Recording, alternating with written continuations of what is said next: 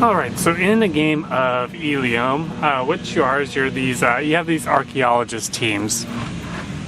And what you're going to be doing is sending out your archaeologists to find these different goods that are at these dig sites, and you get a bunch of different archaeologists based on your player color.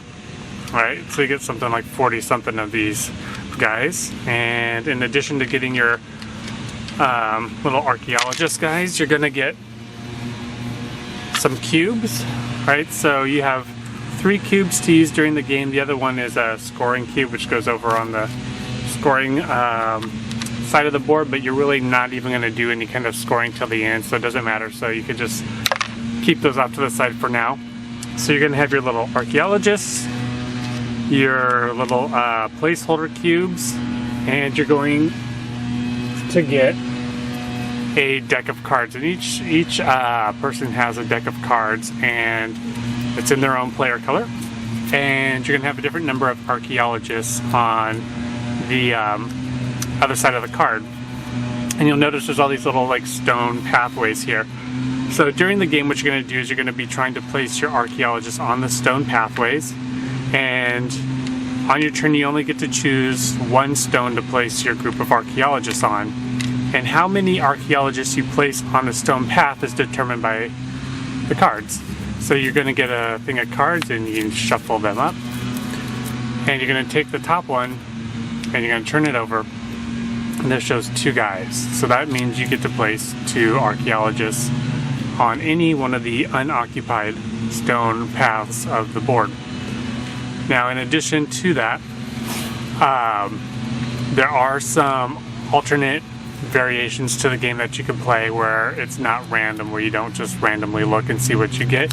One of the variants is you just get your deck of cards and you play whatever you want whenever you want, which would be my preferred method of playing, but I'm just kind of showing you how the standard rules are. So why are you placing archaeologists on these pathways? Well, the reason is once a pathway gets filled, so like let's say blue has one and yellow has another one and red has another one. Once a path is filled, the connecting dig sites to that path, it's going to be calculated to see who gets to take an artifact from one of the dig sites. So if this was the case here, yellow has 3 archaeologists on this path, blue has 1, and red has 1. Alright, let's say yellow had 2. Alright, so yellow has 4 total, and these guys each have 1. Alright, if you have the majority, the person who has the majority of archaeologists on the pathway gets to choose which dig site that they take from. So in this case, yellow would have more archaeologists out on the pathways. So he would get to decide if he wants to take from this dig site or this dig site.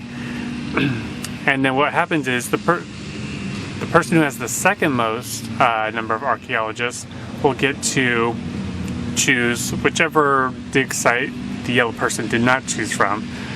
But that only happens if you have at least half as many archaeologists on the pathway as yellow. So, for example, yellow has 4 archaeologists on the pathway. Alright, so to be able to share in the claiming of the artifacts, you as the other player would have to have at least half as many as yellow has, which is 2. And in this case, neither of these players has 2 out on the path. So yellow would actually get to take from both of the dig sites. Alright, so since he gets to take from both, he'll be able to choose from this one and this one. Now when you choose what you're going to take, you take the top artifact from each dig site. And there's 2 ways of playing this. In the standard rules, you look at the top. So here at the top of this dig site, you have two different artifacts, each with 2 images on them, and then you have one with 3. If the top artifacts have the same number of images displayed on them, then you get to choose which one of the 2 you want. So here, since there are 2 artifact tiles, each with 2 images, the yellow player would get to choose whether he wants this one or this one. However, up here, the top artifact there has a single image on it, and there's not another one with a single image. And you arrange these from least to greatest. So he would have to take this one. He couldn't choose. But if you look as you go down, you know, let's say this gets taken, then this gets taken, and this gets taken. When you get to this point, there's 2 artifact tiles, and each artifact tile has 4 artifact images on it. So when you get to that point, you would get to choose whether you want this one or this one. Alright, that's the standard version of playing where you get to make that choice.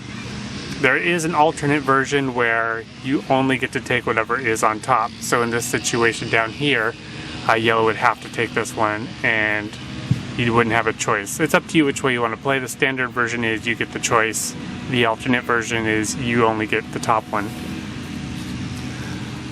Alright, so since yellow has the majority here, he gets to choose from both dig sites. Now, if yellow didn't have the majority, let's say he had 2 guys here. Alright, so he has the majority, so he gets to choose whether to take from this dig site or this dig site. And then you would look to see, well, who has second place? Well, you need to have half as many as yellow. So yellow has 2, so half of 2 is 1. So the person who would get to get the other tile. So let's say yellow wanted this one. So yellow takes here. That leaves this one available to another player. So which player is going to get it? Is it going to be the red player or the blue player? The way that's determined is, number one, you have to have half as many guys here as the leading player does, and they both do. If only blue did, then blue would be the one who gets this tile here. But you have a tie here, so what's going to be the tiebreaker is whoever is closest to the shovel. There's a picture of a shovel on every path has a shovel. So whoever's closest to the shovel is going to be the one who gets the favor of the tie. So in this case, blue is closer to the shovel than yellow, so blue would get to take this tile from there. Additionally, let's say it was like this. Let's say the game was like this, alright? And so, you know, this was up here and this was here. So now and then red places here, alright? So now this is filled up, you have to determine majority. Okay, well, yellow has 2 and blue has 2. So there's a tie. So what's the tiebreaker? Well, whoever is on the shovel is the person who wins in the tiebreaker situation. So in this case, since yellow is on this brick or this pathway stone, he would get to choose first. So let's say again, like I said, yellow takes this one, and then that means blue would get this one. So when you place on these paths, you get to place wherever you want. You know, if it was yellow's turn now, yellow could place right here if he wanted to. And then blue could come in and he could place right here if he wanted to. And then it's red's turn, and red could place wherever he wants, up there, let's say. But when you're placing on a path, I mean, you might want to just place, if you're the first person to place on a path, you might just want to place on the shovel, because that means you're going to be, any kind of ties are going to break in your favor. And if you are not the first person to place, so let's say yellow places there, then you might, and let's say red is next and red's going to place, he might want to place as close to the shovel as possible, because again, he gets to break ties for second place, if there is one. Because the tie for first place is going to be determined by the shovel. But it could be different actually, because you know, you could have it like this where it's 2, 2, or let's say 3, 3, and 1. Alright, so you have 3, 3, and 1. Well, then you're tied for first, so it's actually going to be who's closer to the shovel. Red is, so red will get the advantage in that situation. So that's kind of what you're doing with your little people. You're just placing them down on the stones and you're trying to get these tiles. Well, why are you trying to get these tiles? Well, that's how you win the game. So I'll explain scoring and then I'll kind of talk about these blocks. Alright, so let's say it's the end of the game and each player has collected all these different artifacts from their dig sites out here. So how are you going to determine who is, how are you going to score points is essentially what's going to happen.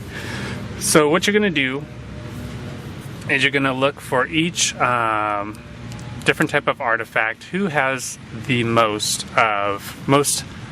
tiles, most individual tiles, not the most pictures on a tile, just the most of a certain tile. So this person has one vase tile, right? He has 5 vases, but that doesn't matter. He has one vase tile. This player has 3 vase tiles, and this player has 2 vase tiles. So what's going to happen? Alright, so the person who has the most of a certain type of tile is going to get 10 points. So here you have blue has 3 versus 1 versus 2, so blue has the most, so that's going to get him 10. So he's going to go up onto the 10 on the score track. So that's the vases, so let's say they've scored those. Alright. Let's say we're going to look at these armbands. Okay, yellow has 2. The blue player has, what was that? Blue is there? Grab another. Alright, blue has 3 and red has 1. Alright, so again, blue is in the majority for this type, so blue's going to get another 10 points. That's going to take him up to the 20 mark. At the little horse statues here. Alright, yellow has 2, blue has 1, red has none, so that means yellow is going to get 10 points, so he'll go up on the 10-point spot. Alright, yellow has 1 helmet tile, blue has 1 helmet tile. I don't know why that's up there. That should be up there. And red has 1 helmet tile. Alright, so they're tied. They all have the same amount of helmet tiles. So what's going to happen is each player is going to get 5 points now. So blue's going to go up to 25, yellow's going to go up to 15, and now red's on the board with 5. And that's the helmet tiles. And then you have the gold coin tiles. Again, each player has 2, right, of the actual tiles. So that means they're each going to go up 5 points. So red would go to 10, yellow would go to 20, blue would go to 30. Now you have another scoring round of how many of the actual pieces, images, sets do you have. So you need 5 items for this. So your items are the vases, the armbands, the horses, the helmets, and the gold coins. So for each group of 5 you have, you're going to get 10 points. So if we look at yellow here, yellow has, 5 coins, 2 helmets, 2 armbands, 5 zebras, and 5 vases. Well, he can only ever have at most 2 sets of 5 because he only has 2 armbands and 2 helmets. And so that's what he has. He has 2 sets of 5. He has at least 2 of pictures of each item. So that means yellow is going to get 20 points, 10 points for each set. So that moves him up to 40 points. Blue has, 6, 7, 8, 5, 6, 7. Alright, but he only has 1. So despite having all these different artifacts, he only has 1 set because he only has 1 horse statue here. So that's only going to get blue 10 points. That's going to take him up to 40. Next we have red. Red is missing the horses, so he doesn't have any sets, so red's not going to get any more points. So we look at the scoreboard, and it's tied between yellow and blue. And I believe the tiebreaker is whoever has the most tiles, which in this case would be blue. And then maybe if that's tied, it's maybe the most pictures. I don't remember the exact tiebreakers. You can look in the rule book, but that's kind of how scoring is. So I'll kind of go through how the game plays out now that you know what you're doing and how it scores. Okay, so I have this set up now. To start the game, one of the other things I didn't mention is there's these tiles here, and each player is going to get a tile. And then the ones that aren't used are going to just be put away in the box. And what the tile is it shows you like a historian or something like that. Yeah, but it shows, the important thing is it shows one of the goods on the card.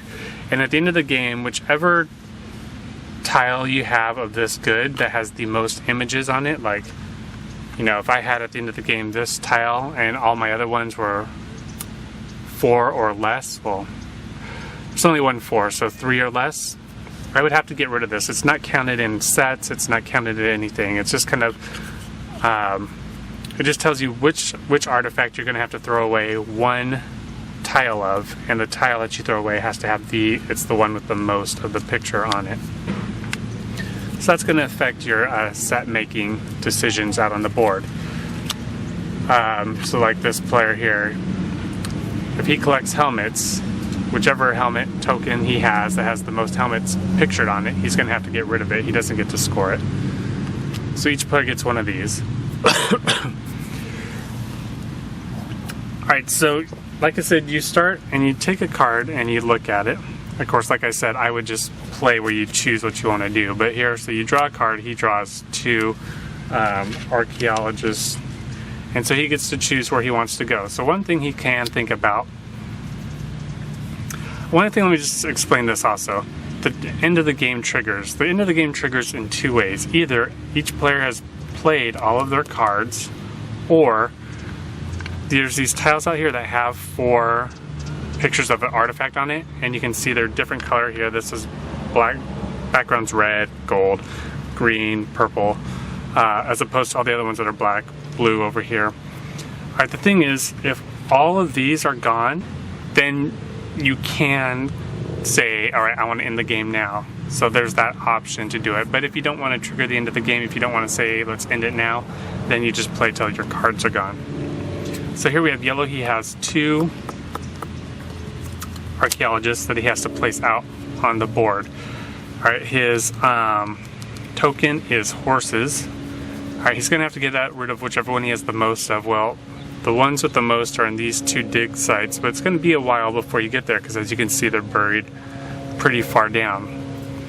So one of the other things he might want to consider is majority. Alright, what's a tile that he wants to get a lot of?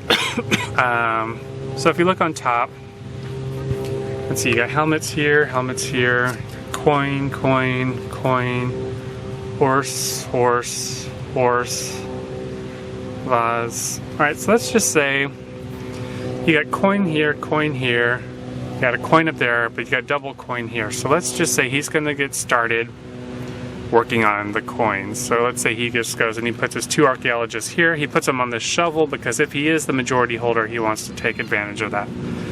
Then it's red's turn. Red has 2. And by the way, these cards, there's like 14 cards with 2 people on it, 14 with 1 person on it, and only 3 with 3 people on it. Or else it's 12, 12, and 3. Something like that. Alright, so he gets 2. So red has 2. His image is the helmet. Alright, so helmets are over here. So he may just want to get people on these paths just to kind of like have some say in here when it gets down to that area. So let's just say he's going to put 2 guys here. Blue turns over 2. What's he got? Blue's got gold coins. So here's a high level coin, there's a high level coin. So let's just say blue's going to move in up here. And so then it goes back to yellow's turn. Yellow has 1. So let's say yellow places 1 person down here. It's red's turn. Red turns up 2. He wants to also be influenced. He's going to go join in here with blue. So let's say he puts 2 guys up here with blue. And the blue's turn. Blue places 1. So let's say blue closes this off, right? So blue goes bam, there, 1. Alright, so this pathway is closed off, so we're going to have to score. Let me do that. Alright, so this pathway here, it's closed off. So blue has the majority. He has 3, red has 2. So blue gets to decide, does he want to take the top vase here or the top gold coin, because they both have 2, so he gets to choose between these, or does he want to take the vase here? So blue has to get rid of coins. So let's just say blue takes this coin one, knowing he's going to have to get rid of coins, and it's also getting closer to this one there. So blue takes that one. And you keep these face up so people can see what you have. It's not hidden information. So that means red gets to choose from here Since there's only one tile with a single artifact on it, he gets this one there. Alright, so now we have yellow. So yellow turns over a card. He's got 2, so yellow's going to put 2 guys out somewhere. So let's say yellow goes over here. He's just building up in his area over in the corner over there. Red has 2. Red sees he might be missing out on some opportunities over here. Doesn't have access to the helmet. These are pretty low things, but see, the thing is, if yellow gets majorities, he gets to take from both things, that there's no competition. But red's going to come down here, and it's blue's turn. Blue has 2, and blue is, what is this thing, coins? Alright, blue, since blue's thing is coins, he wants to get in on what's going on over here, so he's going to start placing people over here to compete with yellow. Yellow turns over 2, so yellow's going to place 2 guys here. Red has 2. Red's going to place 2 guys here. Maybe their fighting will allow red to scoop in and get some stuff. Blue has a 1 guy. He's going to place the 1 guy here, so that he has at least 3 in this area. Yellow has a 2. Yellow knows if he gets a 1, if he gets a 1, he can place it here and still have say. And okay, but if blue goes next, he's going to take the majority away, and yellow might want, what does yellow might want the coin, so yellow's going to go ahead and throw in 2, so he gets first dibs. So yellow's going to take this piece here, and blue has second dibs, and since there's only one option up here, because there's only one tile with 1 image, he gets that one there. So anyway, as you can see, it kind of plays out, you know. Red would go again, so let's just say red places 1 here, blue goes again, he gets 2. Let's say he moves in 2 on this one. Yellow gets a 1, so yellow moves in here. Now red has 3. Yellow doesn't want to waste his 3 here. So red, instead of putting 3 there, he's gonna, I don't know, let's say he puts them up here. Blue gets 2. And 2's not going to help here at all, so blue's going to put 2 here. Yellow gets a 2. Yellow puts his 2 here. Yellow has majority here, so he gets to take the top tiles, so yellow gets both of these. Alright, and then in red's turn, red has 1, so red gets to put a 1 here. He has majority, so he gets the top tile here, and he gets to choose between either the helmets or the armbands. Helmets is something he will have to get rid of at some point, so let's just say he grabs the helmets just in case. And it keeps going on, and you know, at the beginning, obviously your options are open, but it starts narrowing down and it gets tighter and tighter. And again, if you're playing randomly, you only have 3 of these 3-player cards. I don't know who had it, maybe it was red. You only have 3 of these. But if you're playing randomly, they can come up early in the game, and that's going to kind of affect your decision making. Again, there is the variant, which I would rather play, which is where you look at all your cards and you choose what you're going to play where. So it's not so random. But anyway, this goes out until, you know, either all the cards are played or all the 4 pieces have been taken, and once they're all taken, somebody chooses to call the end of the game.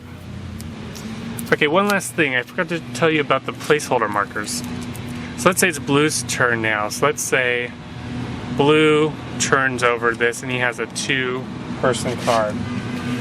So let's say blue places here, then yellow turns over a 1-person token and he goes there. Red turns over a 1-person token. He goes there. Blue does 2. So let's say blue goes chooses to go here. And then what you can do is, after you place your guys, you can place 1, 2, or all 3 of your cubes, as long as they're placed on the same path. So let's say blue wants to jump in here. He goes, well, there might be some competition here. What if, I mean, he could have taken it here, but I don't know. Let's just say he does this. So he goes and he places his 2 placeholder tokens. This path is now done, and blue has the majority here. So blue gets to choose, gets to take, well, he only has 1 choice here, so blue gets this, and blue gets this. He only had 1 choice there. So he gets those tiles. So this kind of could allow you to end a pathway really quickly. Like, had blue drawn his 2 and put 2 here, he could then go here to end it to make sure yellow doesn't get a 2, because if yellow drew a 2 card and he puts it here, well, yellow's in the favorable spot for the tiebreaker. Or if yellow had drawn his 3-person card and put 3 here, then that puts yellow in the majority. So had this been the situation, blue drew a 2 card, he could go, okay, right now I'm tied, but bam, majority, follow-up action, place my cube, paths closed, I get first choice, and he could go, okay, I'm taking this one. You know, and that sticks yellow with the 1 horse. But the thing is, you only have 3 of these, so once you play them, I mean, that's it. They're out on the board. But anyway, that's how the cubes are used to help you out in those situations. This is Ilium. I might have made a few mistakes. I really just bought the game to put up a video about it. And you can see I'm traveling around right now, so I'm filming these videos I'm doing while I'm on the road. So that's why they're kind of weird situations and not in houses. So Ilium's interesting. Like I said, the variant where you get to choose which card you play rather than just randomly turning over a card, that is the only way I would want to play that game. But the downside to playing that way is it could cause a lot of AP. Since all the information of what is on the board is out there, someone really could just sit there for a while and plan out how many cards they have of each thing, what they want to place where, and kind of, you know, if I get the top ones of these ones, that's going to build up my variety of tiles for the set building, but then also I want to get majorities in just one particular tile type. So all that information out there can really cause AP, I think, if someone wanted to do that. Whereas there's another game, Thebes or something. I've never played it, but I know it's also about archaeology, but you don't know what's in the dig, and so you kind of like, you go and you dig and you pull something out of a bag and you see what you get. And that plays into thematically archaeology, whereas this one, I don't think it's thematic to know what everything is out there. But I think it makes, just for a different style of game, and I think it's an interesting game. I think it starts off slow because the board's completely open and you can go anywhere. So that's where AP can come in. Since you can go anywhere, I could see someone sitting there and just kind of analyzing the board to calculate where they want to go. And that could really slow the game down. I think the card drawing and turning over is one way to mitigate that, in the sense that you don't know how many people you're going to get to place. But you still can really analyze the board and come up with like 3 spots. If I get a 3, I want to go here. If I get a 2 here, a 1 there. And that kind of playing with people who do that, I hate playing with games with them. I've played in game groups and pretty large ones, and if there's ever a certain guy that was playing at a table, I would never want to play a game with him that had these kind of factors, because he would sit there forever and ever. And I play games just for fun. I mean, I'll just go, that looks good, I'll just go there, just for fun. I don't care about winning, I care about having fun. And when I play with people who are all about winning and AP, this is just not a game I would ever play with someone like that. So anyway, it's an interesting game. You get it pretty cheap. I think you probably get 10-15 bucks. Of course, you have to pay for shipping, but if you get out a convention, or a no-ship math trade or something, I think it could be a really good spouse game. I don't have a spouse, but I think it could be a game that for 2 people probably worked really well. Just something you do, you sit down and you could play this game. So anyway, that's my thoughts on this game. Thanks for watching.